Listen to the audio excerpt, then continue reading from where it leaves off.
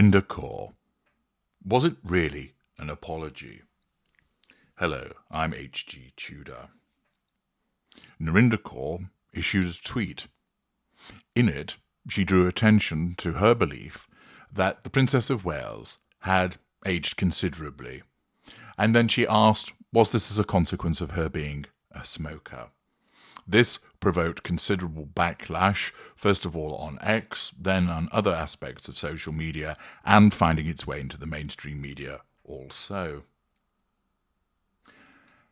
I have already analysed the provenance of that particular tweet, and it is clearly provocative. It wasn't a genuine inquiry. It was designed to provoke, because that's what Narinder Kaur does. But then that leads to a separate question as to what is it that drives her to provoke. We don't have enough evidence based on the tweet itself to reach a conclusion, so we must look at further aspects of her behaviour. And as a consequence of the backlash that she received and the repeated criticism that took place, she then decided that she would issue a video, an apology video. We have seen this on numerous occasions when somebody has done something wrong, that they then later create a video looking to set matters straight. This video is particularly informative, and I'm going to break down what she's actually saying and what's really going on. So, without further ado, let's have the first section of her apology video. Good morning, guys. I just thought I'd do a quick video instead of tweet after tweet because it becomes pretty ridiculous, as if it wasn't ridiculous already. I put out a stupid tweet. That wasn't my intention. My intention was not to be malicious or nasty or anything. I'm not like that, anybody who knows me. It was stupid to ask about the aging. I've admitted that, and I put my hands up and I've apologised if it caused offence. The only people who were offended, though, because many people on Twitter and social media have asked exactly what I've asked, but did not receive the sexual, racial, violent abuse that I did, from accounts with ETL flags, Union Jacks, disgusting abuse. I asked about aging. I didn't kill kids. I didn't wish death on anyone. I didn't do anything like that. I asked about aging and if she smoked. Nothing to do with cancer at all. My brother suffered from cancer, went through brutal treatment of chemo, and I wouldn't ever do that. He died.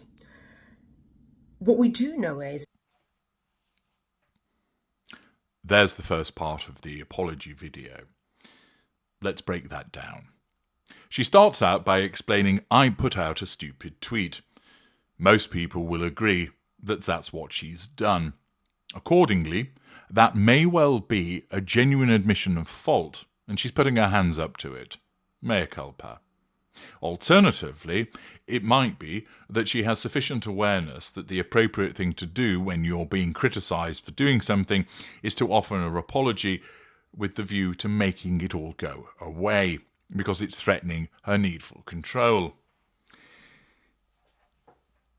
Of itself, it's too early to state precisely which it is.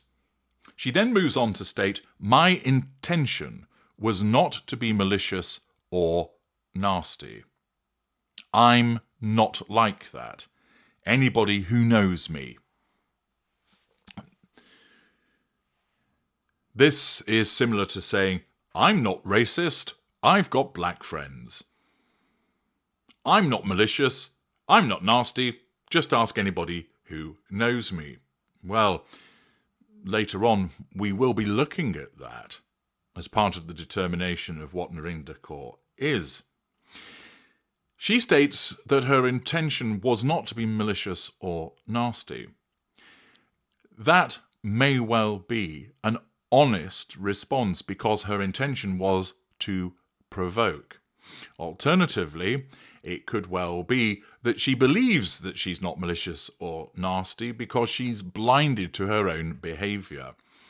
There will be plenty of people that would judge her behaviour as malicious and nasty, and there'll also be supporters of hers who will say, no, it just was a fair inquiry about her ageing. Whether you deem it malicious or nasty, the fact is you cannot escape the fact that it was provocative. That was her intent. She then states, I've apologised if it caused offence. This is highly indicative of what we're witnessing here. I've apologised if it caused offence. Thus, she doesn't accept that she's caused offence. Therefore, there is no actual recognition of wrongdoing because she doesn't actually accept that she's done anything wrong. She calls it stupid, but you can reference behaviour without an admission. You can say, yes, what I did was stupid, but still think that you were right to do what you did. In other words, you all think it's stupid, but I don't. Even though I call it stupid, I don't genuinely accept that it is. The sentence, I've apologised if it caused offence, speaks volumes. It demonstrates a failure to take accountability. It also is rather short-sighted because she knows it caused offence. Look at all of the responses that came back from people. She then goes on to state, many people on social media asked what I have, but did not receive the sexual, racial, violent abuse that I did. Let's make it all about you. They came with EDL flags, Union Jacks, disgusting abuse. I asked about ageing. I didn't kill kids. My brother went through cancer. He died. Open brackets, feel sorry for me. So 1 minute and 13 seconds into this apology, we've got a conditional sentence of, I've apologised if it caused offence. And then we're told, it wasn't my intention to be malicious or nasty. And then, in actual fact, let's talk about the fact that I've been on the receiving end of abuse. Let's completely ignore the fact that I was abusive towards the Princess of Wales. Let's completely ignore the fact that I haven't really apologised. Let's get down to what really matters to me here. And that's the response that I received to what I tweeted. That I'm the victim here. I'm the one who's been on the receiving end of sexual, racial, violent abuse. Now, I have seen some of the responses that were directed towards Narinder Kaur on X. Many of them basically insulted her. For instance, one asked, goodness me, you've aged. Is it because you smoke? No, it's because you're a cunt. And offensive as it is, it's quite amusing, but it's insulting. I hadn't seen any racial or sexual insults sent towards her. That's not to say that they don't exist. I simply hadn't seen them. What I saw in the main was people insulting her, and they did so with rather savage words. But why did they do so?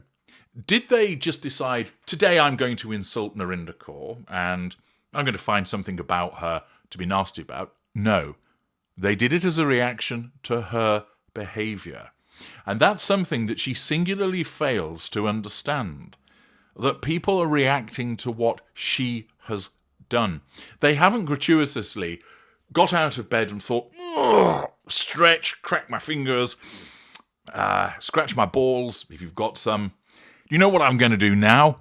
I'm just going to go and gratuitously insult Narinder Kaur because, I feel like doing it. No, people saw what she wrote and they weighed in on her. Now, you might argue that some people ought to have exercised restraint. It's also the case that you would argue that with some of the insults that were levelled at her, it wasn't necessary to use the language that was used. You could articulate your displeasure in a more constructive way. Nevertheless, so far, we have just got an individual that's making it all about her and what she's received, deflecting from her own behaviour, which she clearly doesn't accept is wrong because of the language that's being used, and talking about how people have treated her. Let's watch some more. I'm aware. she's had near enough a year off work. Of course, it must take its toll. I've known plenty of people who've been in and out, in a hospital and out for precancerous treatment, and they're back at work. People suffer all day long, and they work, and they have to work. My own brother worked up until weeks before he died. So Kate does have a lot of privilege there. I'm not excusing my tweet, but what I'm saying is you all are mad at me. But you're not mad at the fact her husband and her father-in-law profit from cancer charities. That they don't pay tax due, that they profit from the army and from charities, cancer charities. You're not mad about that, but you're mad at me. And I tell you something else that was very telling, that a lot of the comments were all about, well, Meghan Markle, what's Meghan got to do with it? The second section. You've all come at me, she explains, about the cancer. It was precancerous cells as far as I'm aware. She's had near enough a year off work. I've known plenty of people who've had treatment for precancerous treatment. Have you? Have you really? Again, let's give you the benefit of the doubt and assume that you have. She goes on to state, and they're back at work. My brother worked until weeks before he died. So the clear inference there is to suggest she knows lots of people who have had precancerous treatment and they've worked, and therefore she's going to criticise the Princess of Wales again, not this time about ageing, but basically saying, why didn't you go back to work sooner? That doesn't sound anything like an apology to me. It sounds like a further attack. Again, she's entitled to express her opinion. Whether it's well-founded or not is a matter you can make your own minds up about. But wasn't this video meant to be an apology? And so far, all we've got over 2 minutes in is a conditional if it occurs defence. And now she's moved on to criticising the Princess of Wales for not returning to work soon enough. Very strange apology. She states, Kate does have a lot of privilege, and I'm not excusing my tweet. You are, because you're talking about matters which are completely unrelated to your conduct. Therefore, you are excusing your tweet. You're a hypocrite. She then continues by explaining, you are all mad at me. Her husband and father-in-law profit from cancer charities. They don't pay tax due. You're not mad at that. You're mad at me. I thought this was meant to be an apology for your behaviour. Instead, it's, why are you mad at me? You should be mad at King Charles and Prince William. Because now she's triangulating the audience with two other individuals and criticising them. Again, her observations about King Charles and Prince William might be accurate, they might not be, but they're utterly irrelevant in the context of what's meant to be an apology. She just can't help herself because she has to deflect from her own behaviour by saying, but what about them? What about them? How many times have you seen that behaviour on X where, in reaction to an observation, you get some whataboutism? Whataboutism isn't relevant. You're talking about a particular topic. You're meant to be talking about your apology. But now it's Catherine should have returned to work sooner, and why aren't you all mad at King Charles and Prince William? Triangulation. Whataboutism. This is not an apology. Let's watch some more. And I tell you something else that was very telling, that a lot of the comments were all about, well, Meghan Markle, what's Meghan got to do with it? You know what you did? You exposed your narrative. You exposed that what this was all about was I, as a brown woman, an Indian, had the gall to criticise Kate's appearance. Now, by the way, it was her ageing. I know you all went down my tweets to try and find some things I'd said about Kate and couldn't find one, because I've never slated Kate's looks. In fact, all you would have found was me saying how beautiful Kate is. And to not pit Kate against Meghan, that's what you found, but you didn't want to put that out there because it didn't suit your narrative to go at me. So many other people have said it, but you came at me, asking for me to be cancelled, etc., etc., etc. It's disgusting. What you did yesterday, I came out of it okay. Yes, it was a stupid tweet. I apologise. And the fact that Julie Burchill was your little mascot, Julie Burchill, who was sacked for being a racist towards Meghan Markle, we already know what the narrative here is. It's you guys pitting Kate against Meghan. Again, I'm not excusing my tweet, but it's disgusting what you guys tweeted me yesterday. Absolutely vile. You're continuing today. I'm not going anywhere. I'm not leaving the country. I'm going to continue. You can keep cancelling me as much as you like, but you will not silence my voice just because I'm a brown woman. And it is that, and you will never convince me otherwise. Narinder Kaur then makes reference to, yes, this one's wife, and states that you, presumably those that have been criticising her, she states, you have exposed your narrative that I, as a brown woman, have criticised Kate's appearance. Thus, she plays the race card. I've never slated Kate's looks. In fact, if you go back and look, I've said she's beautiful. So there is a denial of criticising Kate's looks, which may well be accurate.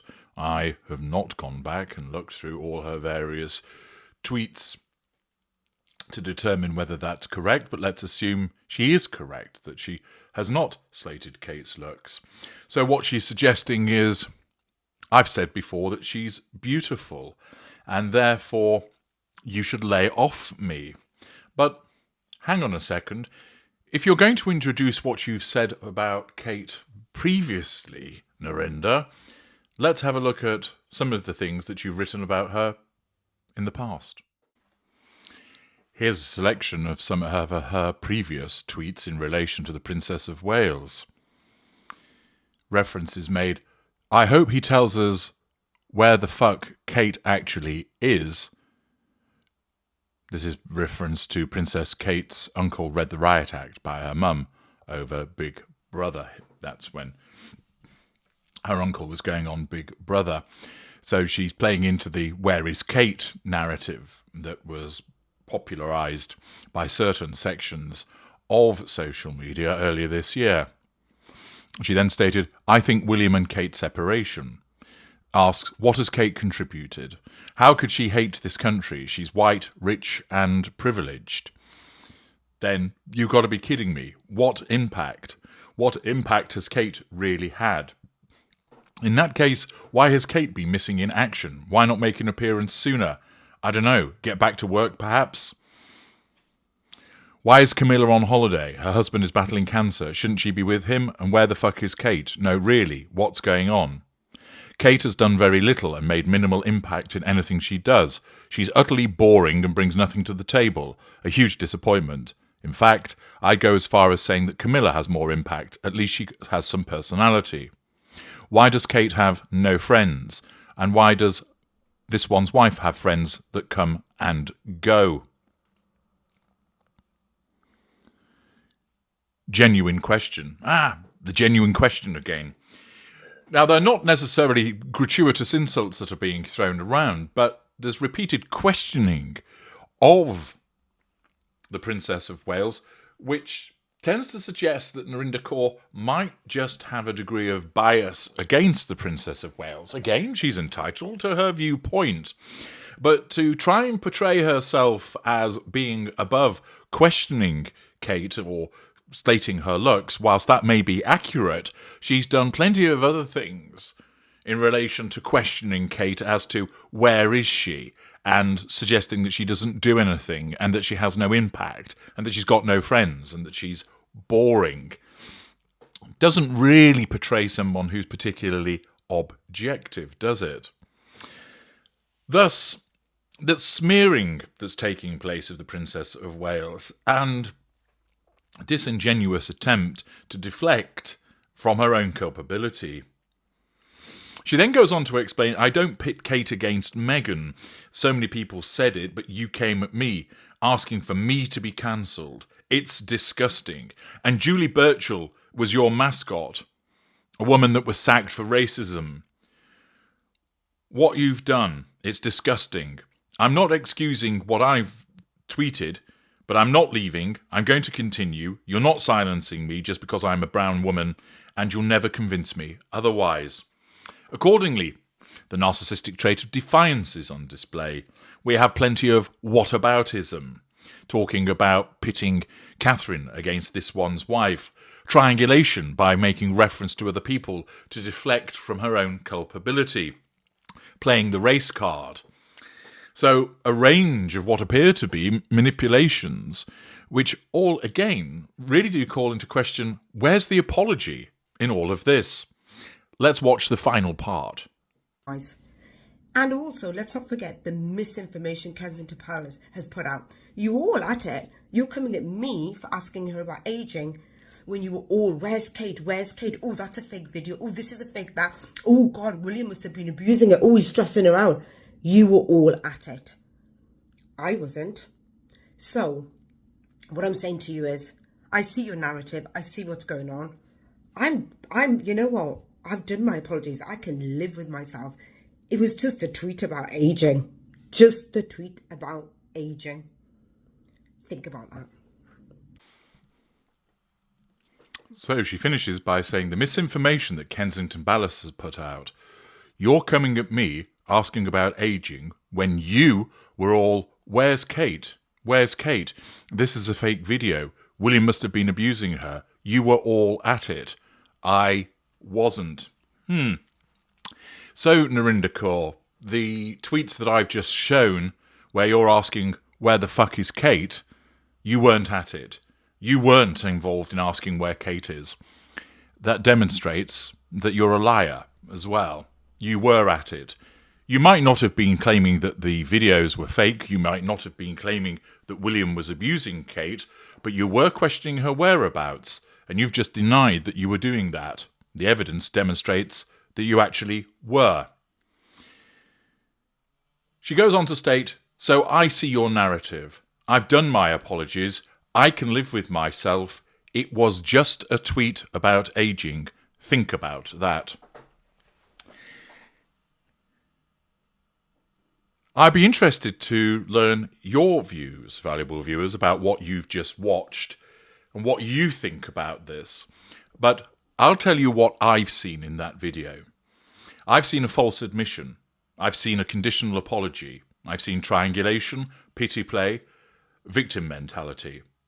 I've witnessed yet more triangulation, smearing, whataboutism, the playing of the race card, denial, evidence of previous smearing, hypocrisy, defiance, revision of history / lie, a range of manipulations. This was meant to be an apology. The only part which referenced a form of apology was basically saying, I've done my apologies. I'm looking around to find them, but I'm struggling to see them. And I've apologised if it caused offence, which isn't an apology.